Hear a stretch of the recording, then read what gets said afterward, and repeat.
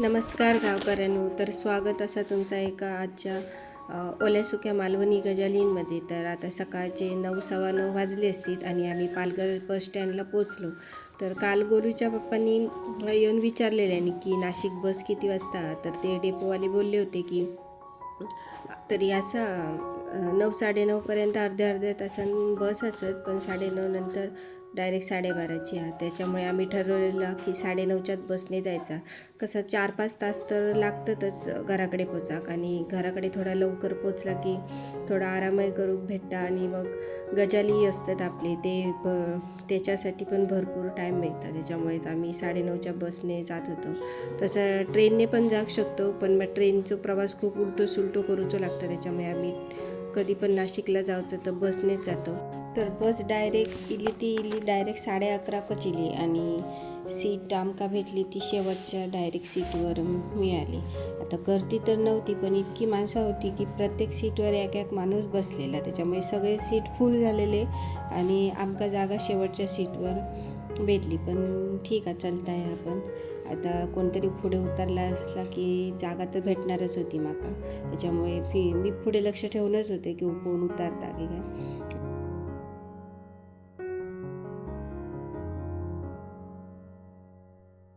आता बस लेट झाली ती झाली, पण मधीतच ह्या तिकीट चेकिंगचा पण चालू होता आणि बऱ्याच ठिकाणी अशी तिकीट चेकिंग झाली. त्याच्यामुळे मी तर समजानच गेले की आज काय घराकडे आपण लवकर पोचायचो नाही. तर चला आता कसं होतं तर बघूया पुढे.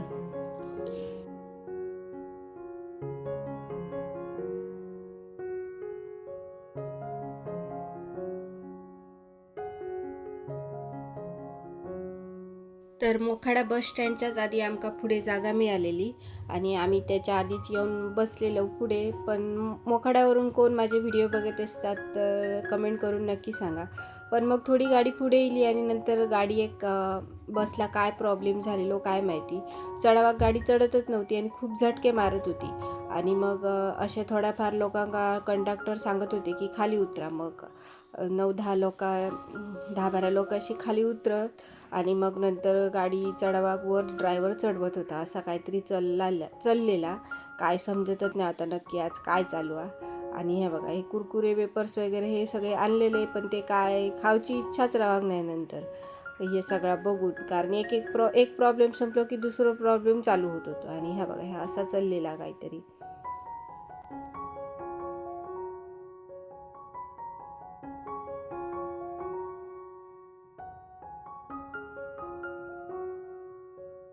तर त्याच्यानंतर थोडी 3-4 किलोमीटर बस इल्याच्यानंतर व्यवस्थित चलाक लागली आणि ही हिरवळ बघून थोडा बरा वाटायला लागला.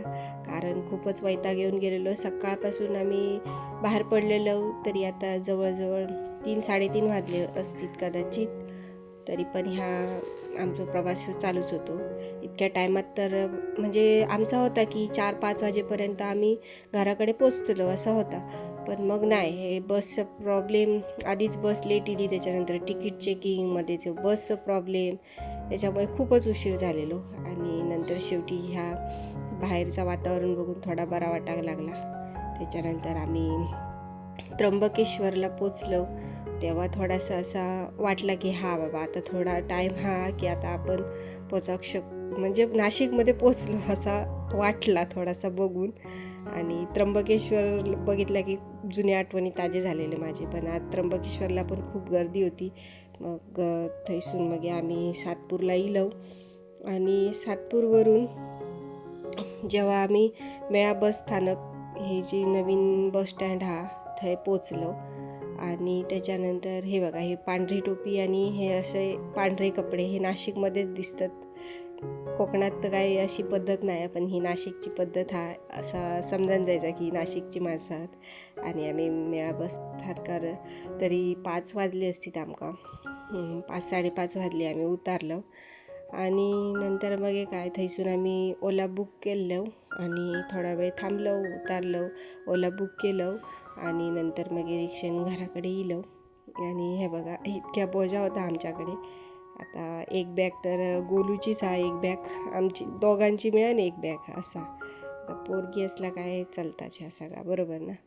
आणि नंतर घराकडे गेल्याच्यानंतर आईंनी बघा साबुदाण्याची खिचडी करून ठेवल्यानी तांकां असं वाटलेलं की बाबा नको ही दमान येतली भूक लागतली सकाळपासून बाहेर पडलो काय खाऊक नसतलं म्हणून आईने आधीच साबुदाण्याची खिचडी करून ठेवल्यानी गेल्यावर आधी नाश्ता केलं चहा पिलं आणि आमच्यासाठी बघा आईंनी म्हणजे शंकरपाळी ठेवलेले आणि थोडेफार बाजूक काढून किंवा सांभाळून म्हणा ते पण दिले आणि ही खाजे गव्हाच्या पिठाचे केलेले होते ते पण दिले. त्याच्यानंतर आम्ही नाश्ता पाणी केलं आणि लगेच स्वयंपाकाची सुरुवात केलं. आईंच्या हातचे चपाती म्हणजे बस काय विचारूकच नको. त्याच्यामुळे चपातीचा कॉन्ट्रॅक्ट आईंकडेच दिलेला असता. आई चपाती करत होते आणि मी मग तोपर्यंत मी डाळ भाताचं कुकर लावून दिलं आहे आणि शेवाची चटणी करूची होती म्हणून मग मी आईंका म्हणजे कांदो चिरून दिला एकदम बारीक आणि आईंचा इकडे चपातींचा चाललेला. आता माझे चपाते पण चांगले येतात पण जितका वेळ आईंचे चपाते मऊ रवतात तितके माझे रवत नाही. बाकी माझे एकदम चपाते व्यवस्थित येतात. तर आता ही बघा आई आता ही शेवाची चटणी शेवाची भाजी काय असतात बनवत होते. तर पहिली तर आधी त्यांनी लसूण टाकले आणि त्याच्यानंतर जिरा मोहरी जी आपली नॉर्मल फोडणी असतात तशीच फोडणी देत होते. तर मी पण ही पहिल्यांदाच बघत होते माझ्यासाठी पण नवीनच होते त्याच्यामुळे आईच करत होते.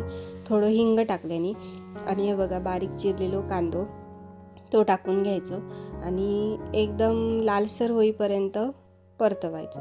जशी आपली नॉर्मल फोडणी असतं तशीच समजा पण मग जरा कांदो जरा जास्त लागता असं. तर आता इथून पुढे तर मी काय व्हॉइस ओव्हर देत नाही तुमका आईंचा म्हणजेच माझ्या सासूबाईंचा कॅमेऱ्यासमोरचा कॉन्फिडन्स लेवल दाखवत आहे बघा तुम्ही. कांदा बिंदा लाल झाला का शेव टाकली का मग लाल मसाला हळद असं टाकून द्यायचं. मीठ टाकलं म्हणजे पटकन कांदा लाल होतो.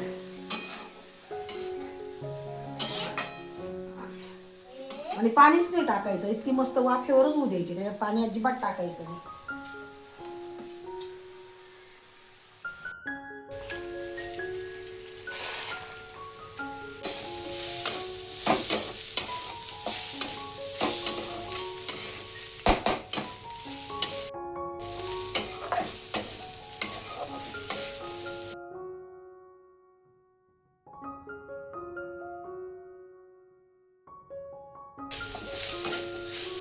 कोणी काळा मसाला पण टाकतं कोणी लाल मसाला पण टाकतं. मी लाल टाकला. काळा पण टाकला ना गरम मसाला पण टाकला तर चांगली होते. बस एवढी वरणाला चालेल. तर आईंची भाजी चपाती झाल्यावर मी इकडे डाळ फोडणी देऊन घेतलं आहे आणि आईंचा कॉन्फिडन्स लेवल एकदम टॉप लेवलचा असता आणि मी जर कधी विसरले तर ते माका स्वतःहून आठवण करून देतात व्हिडिओ घेतस की नाही की काय व्हिडिओ घेते ना व्हिडिओ चालू आहे ना मग अशी आठवण करून देतात ते माका असा त्यांचा कॉन्फिडन्स लेवल. आणि चला तर मग व्हिडिओ आता मी हेच संपवतो आहे. असेच ओले सुके मालवणी गजालींसाठी चॅनलला लाईक शेअर सबस्क्राईब करा आणि आजचा व्हिडिओ कसं वाटलं तो कमेंट करून नक्की सांगा.